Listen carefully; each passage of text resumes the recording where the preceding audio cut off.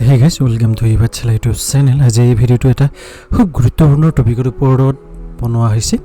আপোনালোকৰ যে পৰীক্ষাৰ লগইন কৰা প্ৰসেস এই প্ৰসেসটো অলপ চেঞ্জ কৰি দিয়া হৈছে। তাৰ বাবে কি হৈছে বহু ছাত্ৰ-ছাত্ৰীয়ে লগইন কৰিব পৰা নাই। হেহে আপোনালোকৰ বাবে এই ভিডিওটো আনিছো। মই দেখাই দিম যে আপোনালোকে কেনেকৈ লগইন কৰিব লাগিব নতুন পদ্ধতিৰ সহায়ত। গতিকে আশা কৰোঁ আপোনালোকে এই ভিডিওটোৰ জৰিয়তে কিছু পৰিমাণে হ'লেও উপকৃত হ'ব। কিন্তু ভিডিওটো লাগিলে যোৱাৰ আগত যদি আপোনালোকে এতিয়ালৈকে ইউটিউব চেনেলটো সাবস্ক্ৰাইব কৰা নাই তেতিয়াহ'লে অনুগ্ৰহ কৰি আপোনালোকে ইউটিউব চেনেলটো সাবস্ক্ৰাইব কৰি ল'ব, কাৰণ আপোনালোকেও জানে যে মই আপোনালোকৰ বাবে এনেকুৱা ধৰণৰ গুৰুত্বপূৰ্ণ তথা ইনফৰমেটিভ ভিডিওবিলাক লৈ থাকোঁ। গতিকে এতিয়া আহকচোন আজিৰ আমি মূল ভিডিওটো আৰম্ভ কৰোঁ। চাওক, আমি লগইন কৰিবৰ বাবে গুৱাহাটী ইউনিভাৰ্চিটিৰ যিটো এক্সাম পৰ্টেল আছে এক্সাম পৰ্টেললৈকে যাব লাগিব, যাৰ লিংক মই ডেছক্ৰিপশ্যন বক্সত দি দিছোঁ। তাৰ পৰা আহি আপোনালোকে কি কৰিব লাগিব, এতিয়া অলপমান সলনি কৰা হৈছে যিটো লগইন প্ৰক্ৰিয়া আছে প্ৰক্ৰিয়াটো। জাষ্ট ইয়াত আই এগ্ৰীত ক্লিক কৰিব, তাৰপিছত প্ৰচিডত ক্লিক কৰিব।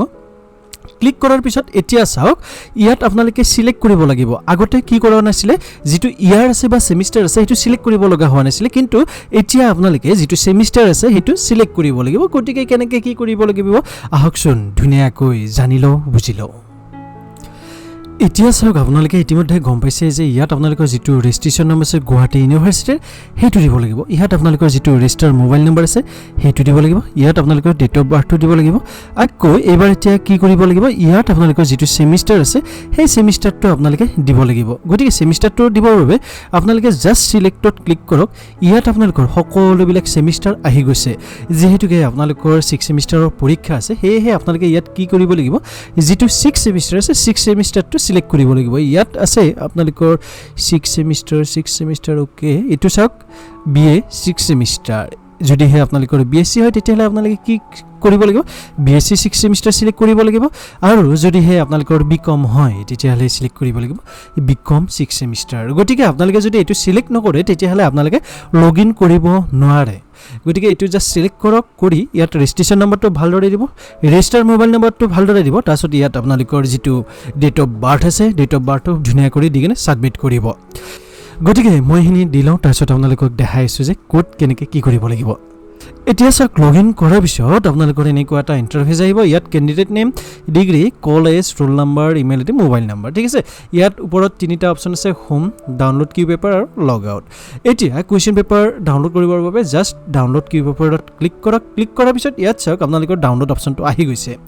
এতিয়া ইয়াত যেতিয়া আপোনালোকে ক্লিক কৰিব, আপোনালোকৰ যিখন কুৱেশ্যন পেপাৰ আছে কুৱেশ্যন পেপাৰখন যদিহে লেপটপ বা ডেস্কটপ ইউজ কৰে তেতিয়াহ'লে এনেকৈ আহিব, আৰু যদিহে আপোনালোকে মোবাইলত চায় তেতিয়াহ'লে আপোনালোকৰ যিখন কুৱেশ্যন পেপাৰ আছে অট'মেটিক ডাউনলোড হৈ যাব। গতিকে ডাউনলোড কৰিলে খুব ধুনীয়া কৰি এনচাৰ লিখিব। পৰীক্ষাৰ বাবে আপোনালোকক শুভেচ্ছা দিলোঁ।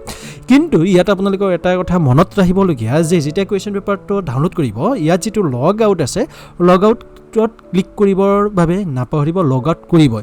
নহ'লে যেতিয়া কুৱেশ্যন পেপাৰ আপলোড কৰিব যাব তেতিয়া আপোনালোকে বহুত বেছি সমস্যাৰ সন্মুখীন হ'ব। অলৰেডি লগইন দেখাই দিব।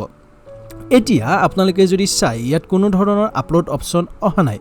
এই যি আপলোড অপশ্যন আছে এই আপলোড অপশ্যনটো আপোনালোকৰ পৰীক্ষা আৰম্ভ হোৱাৰ 30 মিনিট পিছত এক্টিভ হয়, ঠিক আছে। আপোনালোকে পৰীক্ষা আৰম্ভ হোৱাৰ 30 মিনিট পিছৰ পৰাই আপোনালোকৰ যিটো এনচাৰ স্ক্ৰিপ্ট আছে এনচাৰ স্ক্ৰিপ্টটো আপলোড কৰিব পাৰিব। আৰু পৰীক্ষা শেষ হোৱাৰ 1 ঘণ্টা সময়ৰ ভিতৰত আপোনালোকৰ যিটো এনচাৰ স্ক্ৰিপ্টৰ PDF ফাইল আছে 5 MB তলত সেইটো আপলোড কৰিব লাগিব। এই সময়খিনিৰ ভিতৰত যদি আপুনি চেষ্টা কৰিব আপলোড কৰিবৰ বাবে সক্ষম হোৱা নাই তেতিয়াহ'লে আপোনালোকক আকৌ আধা ঘণ্টা সময় এক্সট্ৰা দিয়া হ'ব। তাৰ ভিতৰতো যদি আপুনি আপলোড কৰিব নোৱাৰে তেতিয়াহ'লে এটা প্ৰুফ ল'ব, অৰ্থাৎ স্ক্ৰীনশ্বট এটা ল'ব, আৰু আপোনালোকৰ যিটো PDF ফাইল আছে PDF ফাইলটো আপোনালোকৰ মহাবিদ্যালয়ৰ যিটো ইমেইল ID দিছে তালৈকে পঠাই দিব।